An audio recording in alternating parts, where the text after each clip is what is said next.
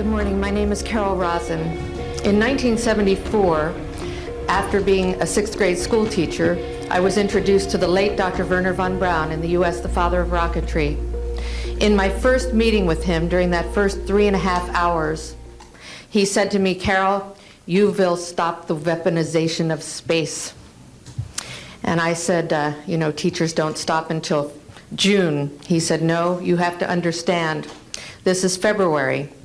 And we have to prevent the weaponization of space because there is a lie being told to everyone that the weaponization of space is now first being based upon the evil empire, the Russians. There are many enemies, he said, against whom we're going to build this space-based weapon system, the first of whom was the Russians, which was existing at that time. Then there would be terrorists. Then there would be third world countries. Now we call them rogue nations or nations of concern. Then there would be asteroids. And then he would repeat to me over and over, and the last card, the last card, the last card would be the extraterrestrial threat.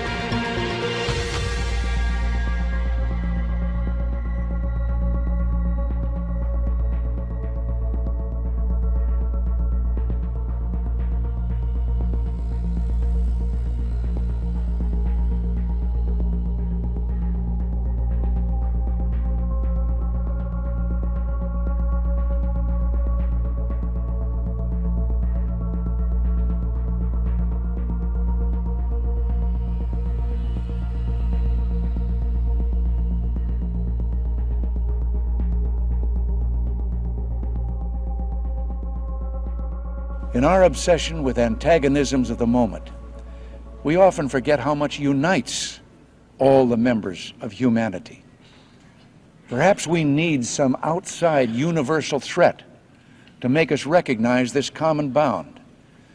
I occasionally think how quickly our differences worldwide would vanish if we were facing an alien threat from outside this world. And yet, I ask you, is not an alien force already among us? What could be more alien to the universal aspirations of our peoples than war and the threat of war? I couldn't help at one point in my discussions privately with General Secretary Gorbachev, when you stop to think that we're all God's children wherever we may live in the world, I couldn't help but say to him, just think how easy his task and mine might be in these meetings that we held if suddenly there was a threat to this world from some other species from another planet outside in the universe.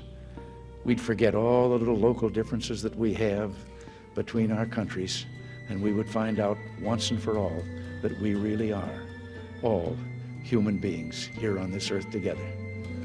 Well, I don't suppose we can wait for some alien race to come down and threaten us, but I think that between us we can bring about that realization.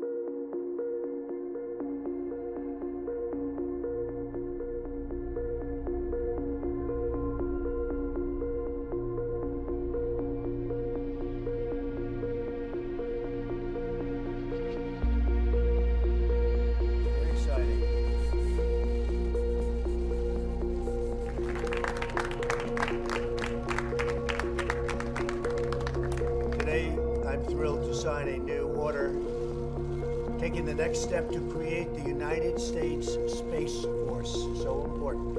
It's the future. It's where we're going. I suspect whether we like it or not, that's where we're going. Space. That's the next step. Adversaries are training forces and developing technology to undermine our security in space. We're working very hard at that. That's why my administration has recognized space as a war-fighting domain and made the creation of the Space Force a national security. This is the presentation of the Space Force flag. It's so We've worked very hard on this, and it's so important from a defensive standpoint, from an offensive standpoint, from every standpoint there is.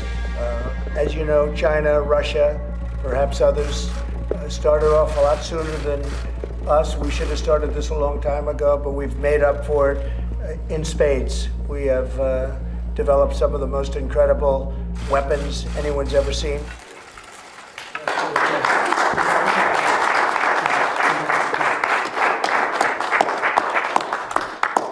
That's fantastic, Roger. I'll walk over there. That is great. Here, you stay right there.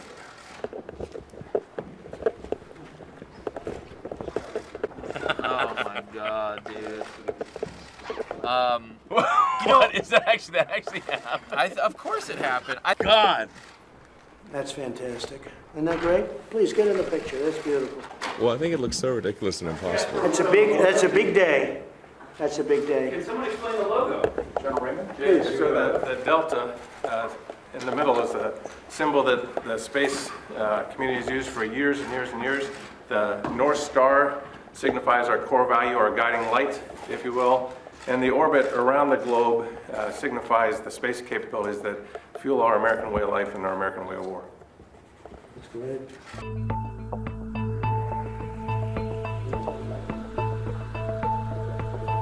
The reason is simple.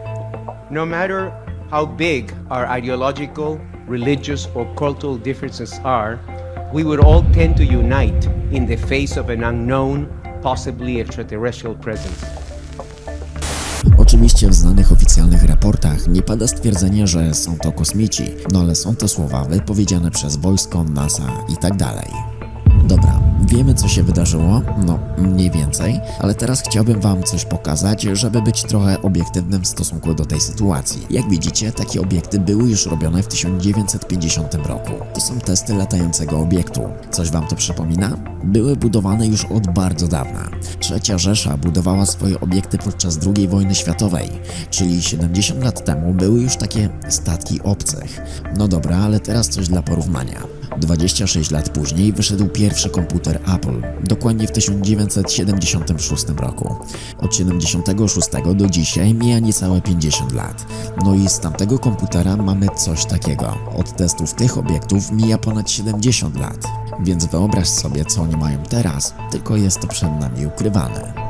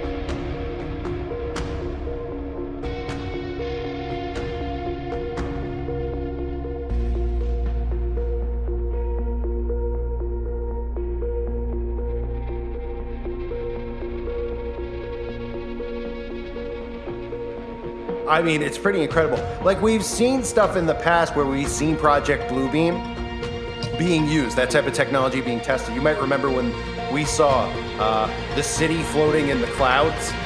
This video surfaced out of China, and it looks like their city is floating in the clouds.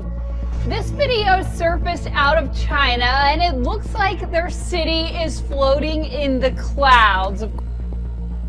We've seen many things like that before. We've seen stuff, there's been reports of strange things in the sky. Obviously, there's lights in the sky, things like that. They're always doing stuff up there. And it's important to note that they're always constantly psychologically working all of us. That's what all of this stuff is. So they say, could these UFOs be aliens? Some see official denials as hot air from the Wall Street Journal. Even the New York Times is covering this as if there's real aliens, as if our own government isn't the one behind any unidentified flying object. Of course they're the ones behind it.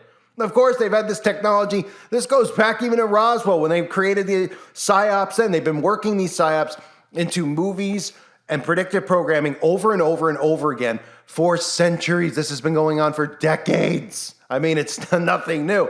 And it's just, like I said in the original video, it's just a matter of time before they roll it out. Now, how Project Bluebeam works, because a lot of people out there don't understand Project Bluebeam, don't take offense to some of this stuff, how Christians are going to be deceived during this. And that's very, very true. There's a reason for the New Age spirituality that they've pushed. And remember, it's about a one world religion. Okay, all of this stuff is about one. When they had all the religions merging as one and they were saying it all needs to be one. Again, one world government, one world religion. The deception is part of it. This whole thing is a giant deception. But there's so many things you can look at. How about the deception we just went through a couple of years ago that's still going on, where we still see zombies walking around thinking it's still going on? I mean, the deceptions are just coming one after the other. So, and this again, if you want to research Serge Manas, you can go ahead and research some of his books and things like that. A lot of it is in French, so you'll have to find a way to get a translated copy. It's very difficult to find anything, any of his interviews. I had to search pretty hard. But I mean, you'll have to just go through his name and then go back and put upload date and find some, because it's buried. It's not popping up on any main pages as far as I'm finding on the internet, unless you find like a Reddit forums.